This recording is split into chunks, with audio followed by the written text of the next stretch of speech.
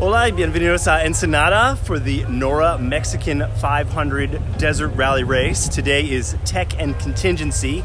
My name is Andrew Collins. I'm Jalopnik's car reviews editor / resident Baja bro, I guess.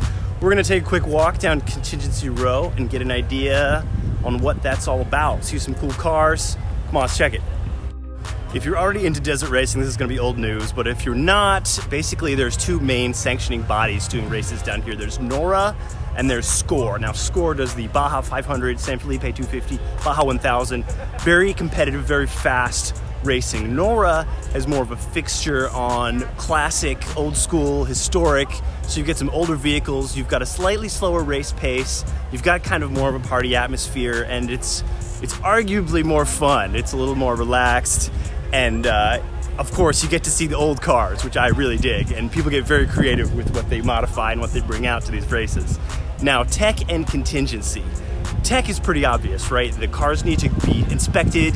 The sanctioning body needs to make sure they're all following the rules, all built to the race spec. But contingency is kind of a weirder word. So contingency is kind of a leftover from the early days of off-road racing. Back in the day, all the sponsors would get together, all the cars would get together, racers would be there, and a racer might approach a sponsor or vice versa, and they would kind of cock a deal contingent on certain race performance. Like say I'm running a Bronco, I'm on BFG tires, and I say, hey, BF Goodrich, if I win, I want free tires for the rest of the season. And maybe they'd agree to that. Or they're like, okay, but if you get second, we'll give you 3 sets of tires. If you get third, we'll give you 1 set, and so on and so on. And it's just a random example, but stuff like that used to go on. Now in today's modern world of social media and what have you, a lot of that stuff happens over DMs and emails, but the contingency event still happens, and it's great for fans.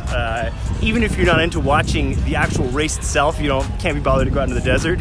This is really cool because all the cars are right there. They're easy to see. You can kind of climb in, and all the drivers are usually hanging out by them, so you can ask them any questions you want. They're almost always very friendly, happy to talk to you. Unless they're trying to fix a problem, then you might want to leave them alone. Tensions might be high.